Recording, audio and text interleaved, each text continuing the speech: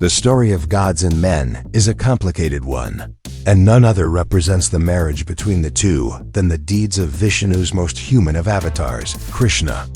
Krishna was the 8th avatar of the Hindu god Vishnu, also known as the Preserver.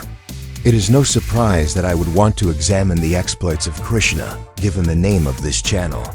I chose this name because it has nothing to do with religion, which I obviously cannot stand, but actually the opposite. It is actually a representation of the most flawed human aspects of the divine, showing that we can gain immense understanding from an entity such as this. My very first video detailed the backstory of Krishna, so there is no point in reiterating this, because in this video, we are going to look at the other aspects of Krishna. He is usually depicted as a rather fragile, gentle powder blue entity, who is soft-spoken as a lover, not a fighter. On this channel, we put aside all appearances and dive into the heart of truths, because to understand the great mysteries, we must look at all aspects, not just the status quo, put in front of us to placate the masses. If you are familiar with the stories of Krishna, then it would come as no surprise that this man was a truly hardcore individual, sure of frame, and as powerful as they come. He may have hid that power behind a meek exterior on purpose, to sort of lull his opposition as a tactic, but the truth stands, Krishna was a head-taker, a kingmaker, and an absolute player, pardon the rhymes. We are going to look at the aspects of the most human of avatars to show the real side of the entity known as Krishna, whose name actually means the dark or black one, so it is again a matter of people creating a character to add gloss to the true nature of the most epic, savage, and hardcore of characters. Let's dive in and see if I can make my point that there is a huge disconnect in how he is portrayed and his actual deeds themselves. We will use the epic poem Mahabharat to help us navigate, which I believe was the true tale of Krishna. First, let's start with the head taker, because Krishna was an absolute beast when he got angry, and definitely took some heads in his day. The most famous of such cases was the tale of Shishupal. This man was known as the Bull of Shetty. He was a very proud, antagonistic man, but still kept reverence for the old ways. He was also Krishna's cousin. He was born with extra sets of arms and eyes, an abomination so to speak, and it was prophesied that the person who would ultimately kill Shishupal would be the one who could make his extra arms and eyes disappear, going back to normal when placed in the lap of this individual. Of course, this turned out to be none other than Krishna himself. His aunt begged him right then and there, "Please don't kill my son." So Krishna said, "I will give him 100 offenses to commit, and if he crosses 100, I will have no choice," thinking that was more than enough to quiet his aunt, because there is no way he could insult this many times. Well, it turned out he could, because to cement Emperor Yudhishthir's supremacy, a massive fire ritual was held in honor. All the greatest kings from all over India were in attendance, and it was quite the to-do. Shishupal always felt slighted by his cousin Krishna. He did not even believe they were related. He always considered Krishna just a milkman, a cowherd, who had no right to such honors. So when Krishna received the honor of having his feet washed for the ritual, Shishupal dramatically burst into the assembly hall, creating a scene. He hurled insult after insult at Krishna, not leaving anyone out of his tirade. He insulted grandsire Bhishma's bachelorhood. He insulted Krishna in front of the entire court, so many times that everyone there went into an uproar. But not Krishna. Everyone asked, "Why are you so quiet? How can you just take these insults?" Krishna simply smiled as he always did, even when angry, and replied, "I am not taking his insults, I am counting them." Even when upset, he still remembered the oath he made to his aunt. Shishupal eventually made 100 insults, and Krishna stopped him, gave him a stern warning, but it was of no use. He said, "I will hurl 1,000 insults your way, and there is nothing you can do to stop me, because you are just a milkman from Gokul." Krishna then raised his voice for the first time and said, "Stop." He raised his finger in the air, no, not that finger, his pointer finger, donned his Sudarshan chakra, an infallible discus weapon, which was Vishnu's signature, Everyone in the court was stunned in awe and silence, some prostrated in prayer, and some were simply mystified. Krishna then let loose with his sacred weapon, cleanly decapitating the head of his cousin, watching with a smile as it fell tumbling to the floor. Quite the scene, right? This was just one instance of Krishna letting loose, but he did not do so with anger. He simply kept his frame and did what he said he was going to do. And this is the man I respect. The second famous case of Krishna's head-taker ways was in the case of Mahabharat, but this was done for a whole different reason and in a much different manner. To condense a long story, Mahabharat was the grandson of Bhim, the strongest, most mighty of the Pandava brothers, the group of siblings at the heart of Mahabharat and the Kurukshetra war. Bhim had a son with a demoness, and their son had a very powerful son as well, named Mahabharat. He was so powerful, and his legend was growing at such a young age that all the warriors on the Kaurava side feared what he may be able to do to them with just his 3 divine arrows, given to him after a massive amount of austere penance and meditation. These arrows acted as sort of heat-seeking missiles, able to destroy anything they marked. Now you tell me the ancient alien theory doesn't make sense after hearing this.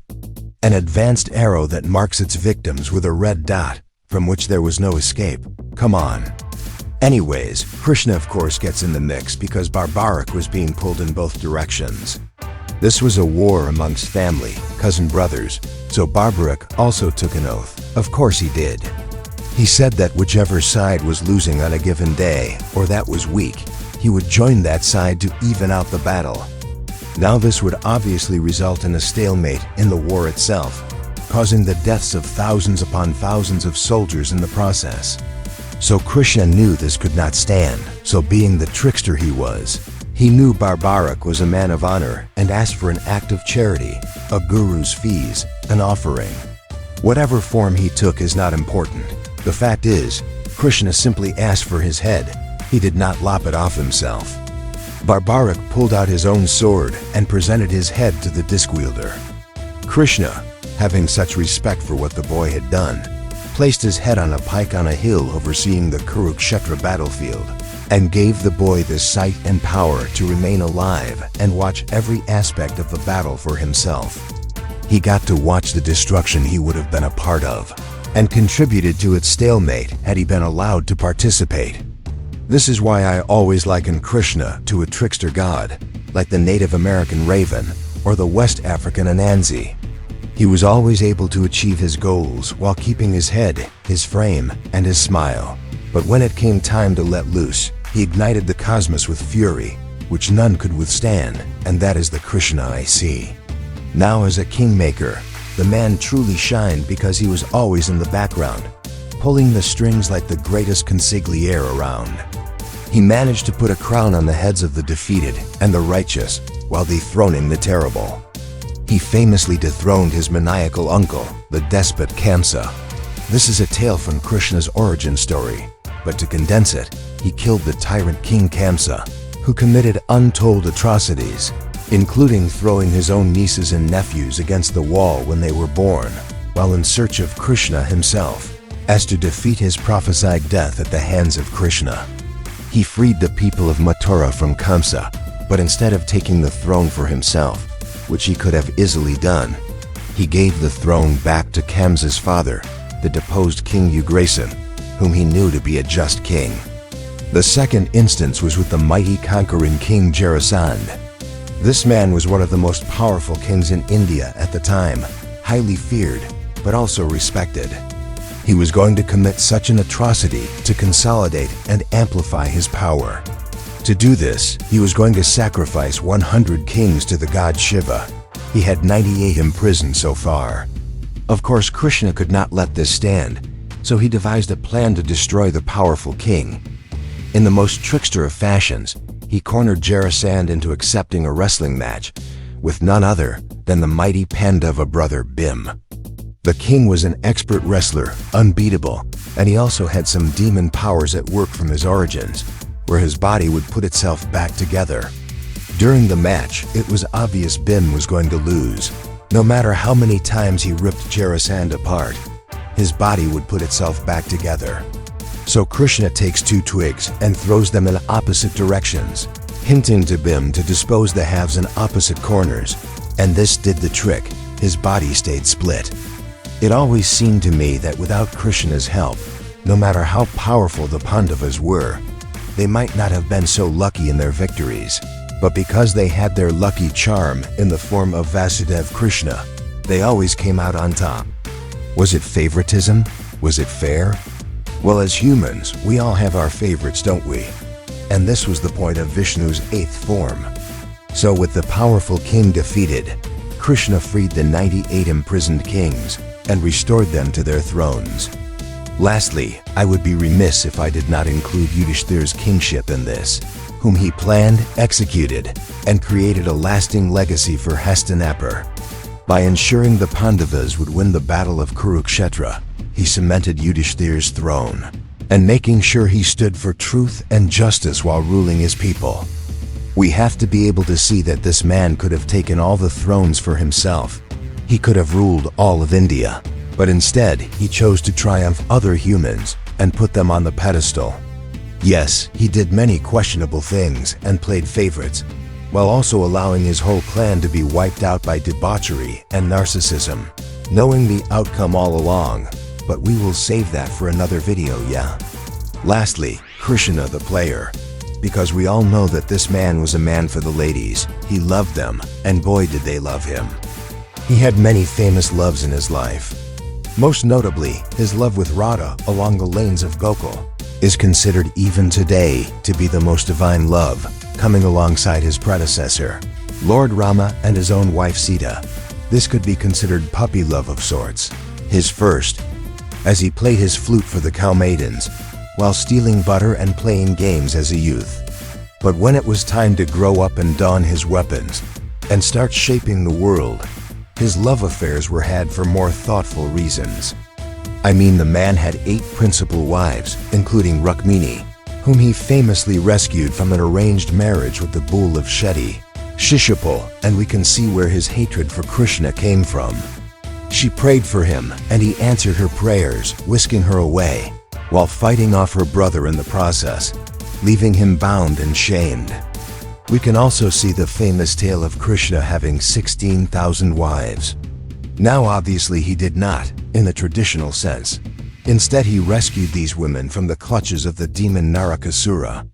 These women could not go back to their homes or to their husbands because of societal norms and customs in ancient India. They were considered damaged goods or having lost their honor. So Krishna, being the G he was, told them, "I will be your husband. You can say you are my wives, and society can basically shut the hell up about it. How about that?" So this was a man of great fortitude, strength, and shall we say, tons of sand. So the telltale image we all see of Krishna playing his flute with the cowmaids dancing around him, and Radha standing next to him is a true image. But this was one tiny portion of his life with women when he was a kid. We can see that his affairs became more political and aim-worthy as he grew into his role as the preserver's human avatar. So there we have it. The next time you see the image of Krishna looking fragile and feminine, crack a smile like he did, and think of how many times he displayed unbelievable prowess, that to rival the most powerful of gods and men. This, though, is the beauty of mythology, epics, and culture, because the themes and characters can mean whatever you need them to mean for you at that time in your life. If you need them to be tough to get through an obstacle in your life, or the opposite, to get you through a breakup, we can always rely on the greatest of characters. Whether they actually lived or not will always be debatable, but one thing is for sure, they will remain immortal to those of us who respect the game of life.